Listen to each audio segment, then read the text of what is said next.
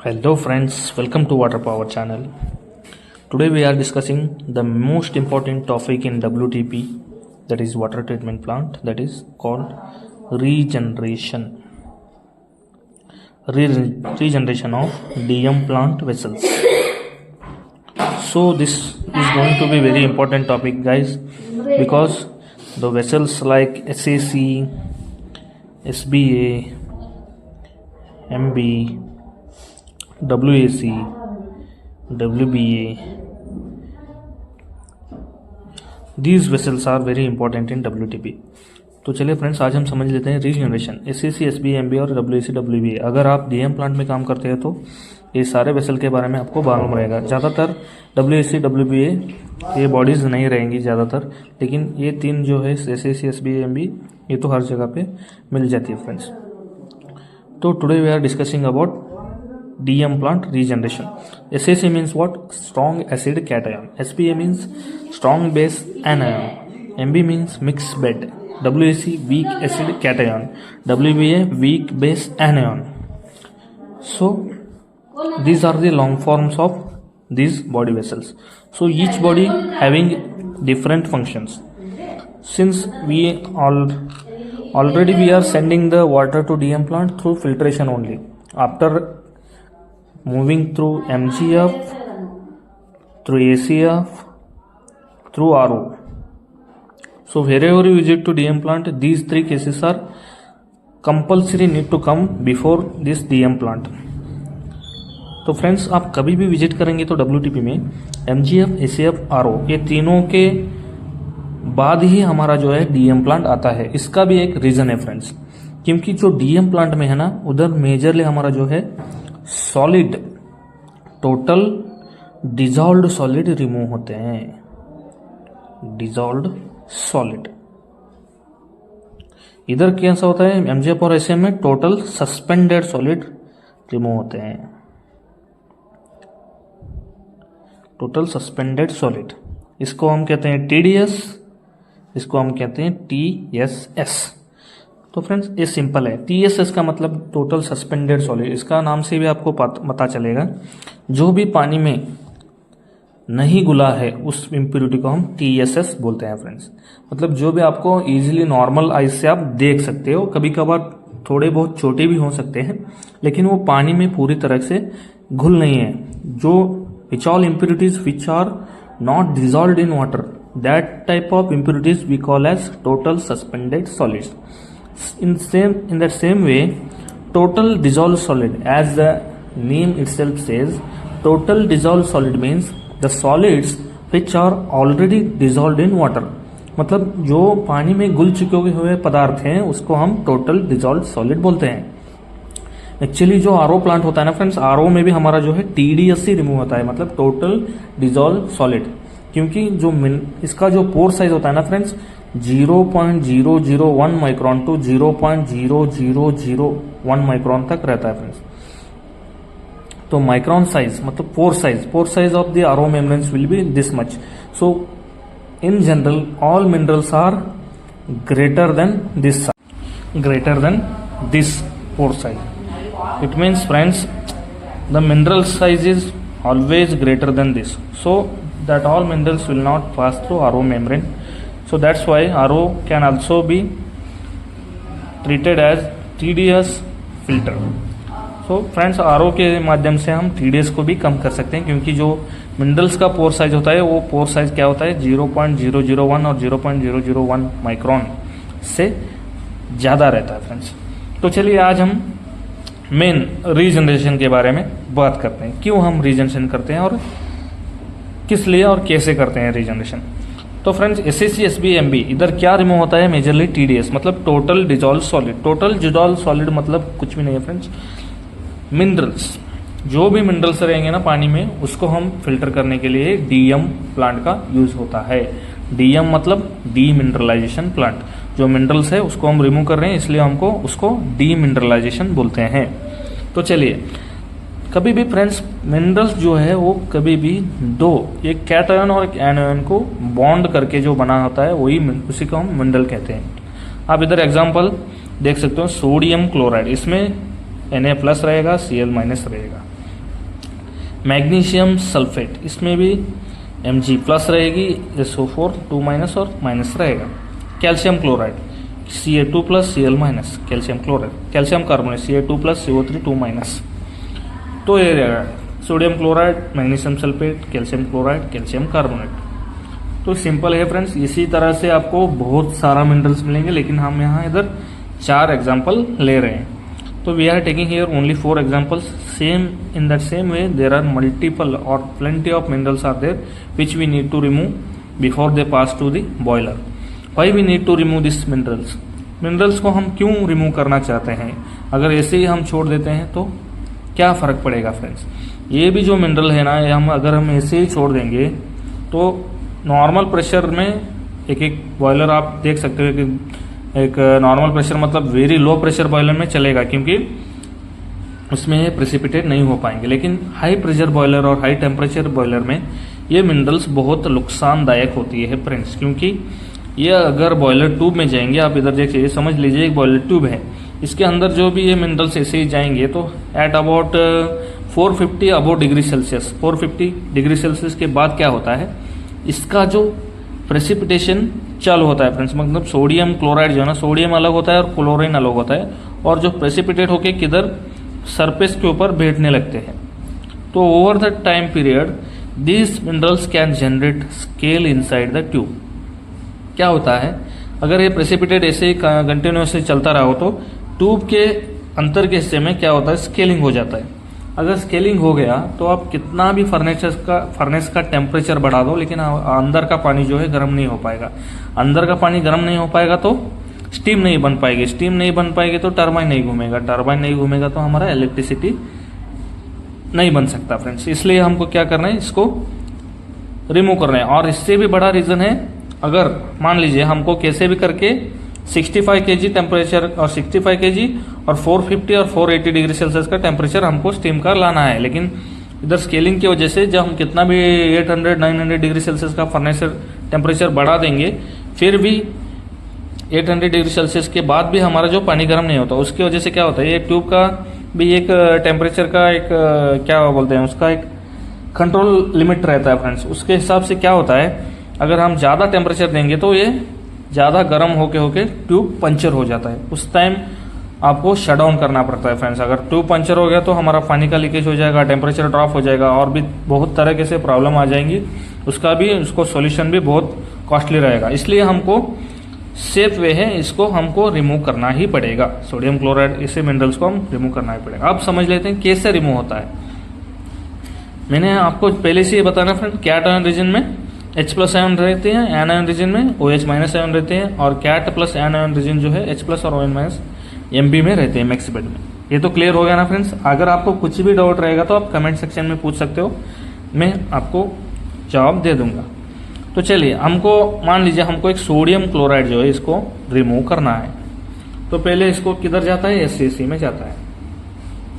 SAC में sodium chloride गया तो क्या होता है, SAC में हमारा ऑलरेडी क्या है, H प्लस आयन है। Sodium chloride H plus ion के साथ मिलेगा, क्या होगा, HCl आगे जाएगा, और जो हमारा Na है ना वो सोडियम SAC में बैठ जाएगा फ्रेंड्स। जब SAC वेसल में क्या होगा, Na इधर ही बैठ जाएगा और HCl बनेगा, वो आगे चला जाएगा SBA में। पहले आप SAC की बॉडी का समझ लीजिए, उसके बाद आपको SBA का समझ में आएगा। इसे ही और एक एग्जांपल ले लीजिए, मैग्नीशियम सल्फेट, इसको भी रिमूव करना है। इसके अंदर क्या होगा, इसके अंदर ऑलरेडी और सारे H प्लस आयन्स है। इधर क्या होगा, Mg इधर ट्रैप हो जाएगा, Mg प्लस, और आगे हमारा क्या चला जाएगा, HSO4 तो नहीं आएगा, इसलिए ये क्या करता है, 2H प्लस आयन को लेके H2SO4 ये आगे चला जाएगा SBA बॉडी में। तो समझ लिया फ्रेंड, ऐसे आपको ये रिएक्शन सारा करना है, सिंपल तरीके से ऐसा रिएक्शन होता है। अब HCl जो है ये अंदर चला जाएगा SBA में, SBA में चला जाएगा, HCl SBA में चला जाएगा, H2SO4 भी SBA में चला। इसमें इधर क्या होता है, OH माइनस आयन्स रहती है, सेम इसी तरह की जो वेसल में है OH माइनस आयन्स है। इधर क्या होगा, HCl प्लस OH माइनस, हमारे इधर क्या होगा, Cl ट्रैप हो जाएगा और हमको पानी H2O बाहर मिलेगा। इधर भी H2SO4 आएगा, इधर भी OH माइनस है, तो H2SO4 plus 2OH minus is equal to 2H2O। इधर क्या ट्रैप हो गया फ्रेंड्स, इधर हमारा सल्फेट ट्रैप हो जाएगा। ये तो सिंपल सर्विस मोड में इसका काम हो गया। मान लीजिए हमने बहुत सारा फिल्टर ऐसे करते जा रहे, तब क्या होगा, एसएसी बॉडी में जो है जो भी H+ आयन्स भरे पड़े हैं ना, ये सारे खत्म हो जाएंगे, H+ आयन्स खत्म हो जाएंगे, पूरा ये भर जाएगा किससे, पूरा जो भी हमारा कैट आयन्स है ना उससे भर जाएगा, Na+, Mg+ और Ca2+, इसी मिनरल से भर जाएगा। तब हम क्यों क्या करना पड़ता है, इसको फिर से चार्ज करना पड़ता है। इसमें चार्ज मतलब इसने हमको फिर से H+ आयन्स को भरना पड़ता है, इसी को हम रीजनरेशन बोलते हैं फ्रेंड्स। सिंपल सा फंडा है फ्रेंड्स, आप समझ लीजिए। अगर ये पूरा भर गया तो क्या होगा, कभी भी एक आप दिमाग में रख लीजिए, किधर भी H+ आयन्स रहेगा तो उसका pH जो है कम रहेगा। अगर H+ कॉन्सेंट्रेशन ज्यादा है तो pH रिड्यूसिंग है, H+ आयन का ज्यादा कम हो जाएगा तो pH ज्यादा हो जाएगा। आपका एसएसी कैसे मालूम पड़ेगा हमारा एसएसी एग्जॉस्ट हो गया करके, क्योंकि उसका वर्किंग जो नॉर्मल हेल्दी मोड में क्या है 3.5 to 4.2 pH रहता है। ये क्यों रहता है, क्योंकि वर्किंग मोड में हमारा H+ आयन्स प्रेजेंट रहते हैं उसमें अंदर। जब हम इसको रीजनरेशन ज्यादा कर देंगे, ये pH क्या करेगा, pH हमारा ज्यादा बढ़ता हुआ नजर आएगा। ये एक बार 6 to 7 तक भी जाता है। तब आपको समझ लेना है इसका जो है एग्जॉस्ट हो गया है, इसका जो pH है इसके अंदर ही रहना है। एग्जॉस्ट होने के बाद हम इसको क्या करते हैं, HCl यूज करते हैं। क्यों HCl यूज करते हैं, इसमें क्या है H+ आयन्स है। आप पूछ सकते हैं क्यों सर HCl क्यों हम यूज करते हैं, हाइड्रोक्लोरिक एसिड क्यों हम H2SO4 यूज नहीं करते। इसके लिए हमने अलग से वीडियो बनाया फ्रेंड्स, आप देख सकते हो उसको जाके। तो चलिए HCl तो हो गया, आपको HCl क्यों नहीं डालते हैं, जब हमारे HCl इसको छोड़ देंगे तो क्या करेगा, Na+, Mg+ जो अभी हमने फिल्टर किया है वो सब फिल्टर पड़े हैं ना वेसल में, एसएसी वेसल में, इसको हमको HCl के अंदर रिचार्ज करेंगे तो क्या होगा, H+ अंदर जाएगा और NaCl बाहर जाएगा, H+ अंदर जाएगा और MgCl बाहर जाएगा, H+ अंदर जाएगा और CaCl बाहर जाएगा। ये इसका रिएक्शन है। हमने HCl को एसएसी में भेज दिया, उधर क्या है ऑलरेडी Na+ है, वो उधर Na+ एक्सचेंज होगा किससे, H+ से एक्सचेंज होके आगे किसको भेजेगा, NaCl। इस तरह से जो भी हमारा इम्प्योरिटीज है वो बाहर जाएगा, फिर से हमारा जो बॉडी है वो H+ आयन से भर जाएगा। इसी को हम रीजनरेशन कहते हैं फ्रेंड्स। सो रीजनरेशन में क्या होता है, सिंपल प्रोसीजर है रीजनरेशन का। कभी भी एक बॉडी है, आप समझ लीजिए, इसका अलग अलग वाल रहते हैं, आप उधर ड्राइंग पे आप देख सकते हैं। पहला स्टेप जो है रीजनरेशन के लिए हमको मिनिमम 2.5 आवर्स चाहिए फ्रेंड्स। कभी कदार तो 1-1.5 घंटे में भी हो जाता है, ये डिपेंड्स अपॉन रीजन क्वांटिटी और कितना लीटर्स उसमें रीजन है उसके ऊपर डिपेंड रहता है। पहले आपको क्या करना है, first step is backwash. Backwash कभी भी देना ही पड़ेगा, क्योंकि सर्विस मोड में क्या होता है, वो एक ही फ्लो पे जाके हमारा जो रीजन है वो एक सेटल हो जाता है और उसको जो इम्प्योरिटीज है वो भी बहुत गंदी तरीके से रहता है। इसको हम बैकवॉश दे देंगे तो जो भी इम्प्योरिटीज है और जो बेड है ना उसको एक मिसप्लेस हो जाता है और इजीली हमको जब HCl इंजेक्शन देंगे तो इजीली स्प्रेड होने में हमको हेल्प होता है। इसलिए बैकवॉश दे देंगे तो उसका जो अटैच रहेगा कोलाइडल जो उसका होता है उसको हम कम करते हैं बैकवॉश के लिए। इसको कितना देना है, 10 मिनट। बैकवॉश का आप समझ लीजिए, आपको वाल देखेंगे तो पूरा चक्कर जाएगा कौन सा वाल किधर जाता है, ऐसा नहीं है। बैकवॉश में आपको क्या करना है, सिंपली देखना है कि पानी नीचे से जाना है और बाहर से आना है। इससे हम ऊपर से आना है, सॉरी नीचे से जाना है और बाहर से आना है। और कभी भी आप ध्यान रखिए, कभी भी बैकवॉश के टाइम पे एयर वेंट ओपन रहना चाहिए, क्योंकि प्रेशर बिल्डअप नहीं होना चाहिए। इसलिए एयर वेंट को ओपन करना है और नीचे का जो वाल जाता है उसको ओपन करना है और ऊपर का वाल ओपन करना है। इसलिए बैकवॉश इसको 10 मिनट में चला जाएगा। 10 मिनट होने के बाद हमको इसको रिंस मोड में डालना है। रिंस मोड में क्या होता है फ्रेंड, जो भी हमारा इंजेक्शन HCl टैंक जो रहता है उसके बाद एक पानी का एक वाल दिया रहता है, वो वाल ओपन करके मिडल कनेक्टर का एक वाल रहता है, उसको ओपन करना है, और इंजेक्शन को बगल में एक वाल रहता है पानी के लिए, सिर्फ पानी जाना चाहिए, उसको हम बोलते हैं रिंस। रिंस कितना देना है? Rinse 30 minutes. रिंस का 30 मिनट्स हो गया।